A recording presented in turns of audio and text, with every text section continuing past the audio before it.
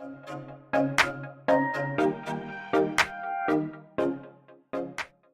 guys, welcome back to 25 Sweetpeas. Today I'm showing you how to create this super easy abstract Valentine's-like look.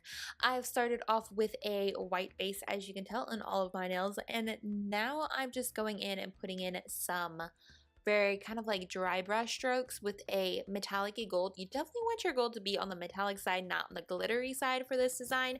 I am using the Heroine NYC polish called Golden Hour Perfect.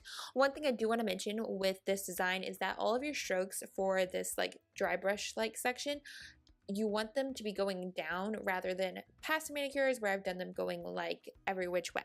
Down is like the important part that makes this design different.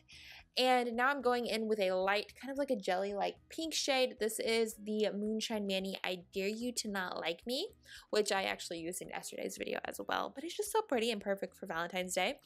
So I've done about 2 strokes per nail of each shade, so the gold and the pink. I'm gonna let that dry, and then I'm just gonna go in with some black acrylic paint, and I'm going to write in X's and O's just to give it the whole Valentine's like vibe. You could skip the step, you could put whatever you want, you could just do like little abstract shapes, but I thought the XO kind of tied it all together and made this a Valentine's look without being like overly Valentine's like. I feel like that's kind of been my theme this year. I don't know, I've just not wanted to wear red. I've definitely wanted to go more of the pink approach, and that is what kind of came of this manicure.